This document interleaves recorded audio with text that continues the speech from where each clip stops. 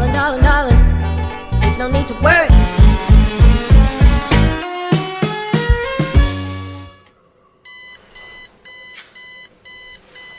Recently, I've been searching for a new home, and for the next 2 weeks, I'm in Portugal. This is a day in the life, but not an ordinary one.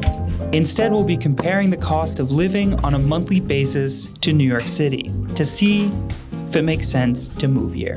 So I'll keep a running tally in the corner, but first, we have to do the all-important MIQ. I've talked about this in other videos, but I use this as a way of tapping into my subconscious. First thing after waking, I brainstorm a question that was posed the night before. Essentially, this is a way to routinely generate shower-like thoughts. Speaking of which, I only travel with a backpack, so the abbreviated travel routine is floss, brush, mouthwash, cleanser, moisturizer, gua sha, bald boy serum, and curl cream. Now clothing.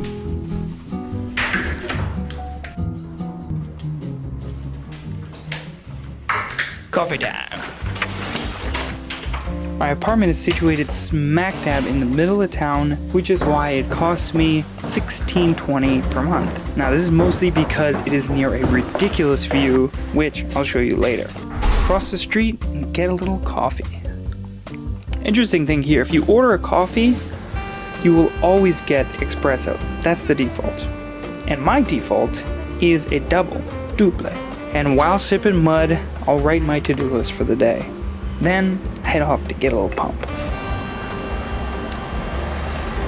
Now my gym is a 10-minute walk away, but it's almost entirely uphill.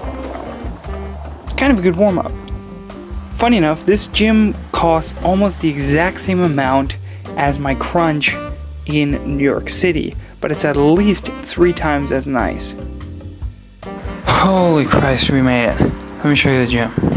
And we got a big old pool, this freaky room, CrossFit looking ass room, bike mode, rub and tug, and of course, the weight room.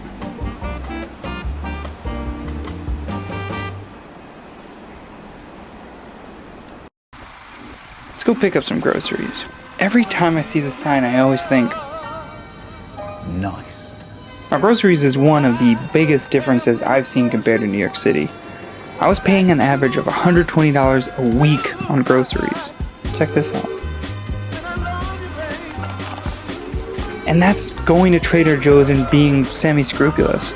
Here I feel like I can get whatever I want. I'm not that rich. Now, is it of the same quality? Probably not. But I feel great. Look at these deals. Normally, I don't drink, but come on. We'll be needing this later. All of those groceries, a full week of shopping came out to €33.83, less than a third of my New York City spending. Time to eat, but first, we have some folks who need attention. Stop to look at this gorgeous house. Look at these wisteria plants. Here we are. Hey, bubbies. Made it a ritual on my walk to stop and feed the local kitties. They're good guys.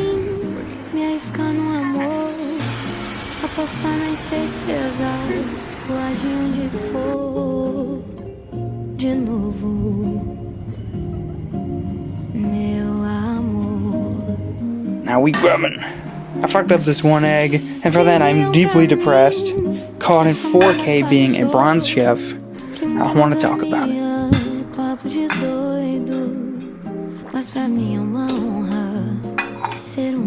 Now it's off to my secret hideout. This is a little treasure that I found.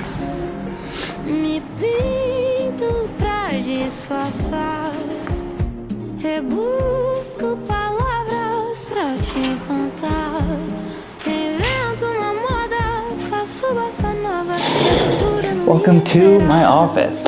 Give you a little tour around. Let's see.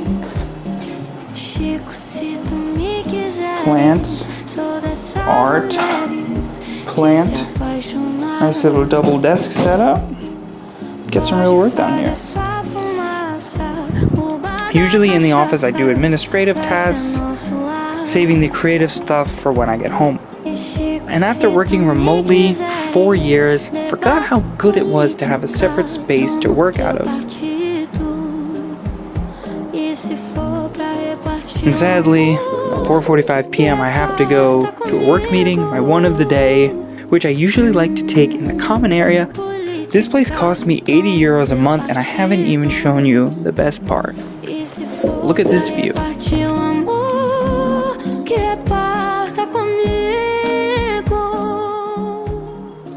Ridiculous. After which, sometimes I head a few doors down to my favorite restaurant, which has this fantastic dark green and black theme. And for the sake of the video, I got the Francesna, which is a sausage, ham, and steak sandwich on white loaf bread that has been smothered in cheese and a tomato-y beer-based sauce. It's legit. And we leave just in time for sunset. Right down the street, there's a great landmark that people flock to. Not even gonna try to pronounce that. But the building itself is boring. What people come for is the view. And just below it, there's a park where people watch the sunset together. It's usually live music and a large crowd. And I joined them. And even though I'm an outsider, it didn't feel like that. Felt like I was part of the community. And as we watched the sun go down together, I realized that I haven't properly watched a sunset in years. It was lovely. And now the million stairs.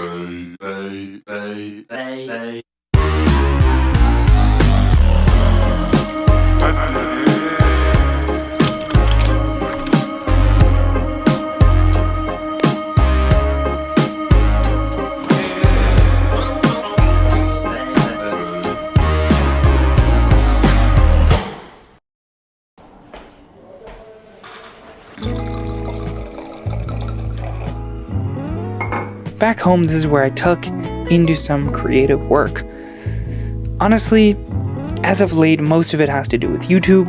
I'm obsessed, so I'll be scripting videos like the one you're watching right now. And after I feel those creative juices start to dip, I feel a little loose, I'll start to record some videos.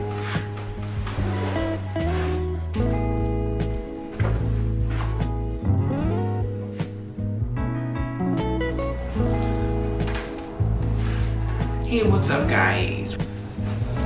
And after recording, I'll go back to writing or just head up to read before bed. Keen observers will notice I've been on the same damn book, so much for reading 2 books a week. And after reading, I'll journal and write the MIQ for tomorrow, then sleepy time. Ooh, you thought I forgot. The whole point of the video, eh? Let's compare the final cost of living in Portugal versus New York City. The audio got corrupted, so this is me re-recording. Let's break it down. We left off at 2242.82, and we got there through my apartment costing $16.20. Now, on that note, I didn't realize that I was living in the most expensive area. And if I went a tiny bit further away, I could pay $1,000 to $1,200 all day. And particularly if I have a co-working space, I can opt for a slightly smaller apartment. Now, my apartment in the city is cheap, $1,250, but I have 2 roommates and Portugal would allow me to live alone. Huge upgrade. Next, my gym, then we have my office, which in the city would be close to $300 just for a common area. An office would be closer to $800, maybe even $1,000. Then eating out and groceries, which I would save a ton on. So then here's what we haven't talked about. I would need travel health insurance, which is about 45 euros, an eSIM card, which is 20 euros, and then transportation. I'll take about 2 trains and maybe 10 Ubers and the flight to and from broken out monthly. And speaking of transportation, a huge benefit in living abroad is that I wouldn't need a car. Now, my car doesn't cost that much because it was bought in cash and has basically a Toyota Camry engine in it, so all I pay is $20 in maintenance and $80 in insurance every month. Now my subscriptions would stay the same. Here's the breakdown. Miscellaneous, including entertainment, clothes, and other random things, let's say $200 each. That brings us to a total on the US side of $3,051.74. and 3K has been my average spending over the past year, so this feels accurate. Then in Portugal, including the cheaper rent, it comes out to €2,293.57. Then we can't forget that this is not in USD, so today the exchange rates brings us to, which is a little over a 16% difference between the two. Now, generally, I think I inflated my cost of living in Portugal, but whenever doing budgets or comparisons, it's always a good idea to overestimate spending, then you're delighted when you end up with extra cash at the end of the month. So would I move there? Maybe. I have a couple more living situations to test. Next up, a beach town. Thanks for watching.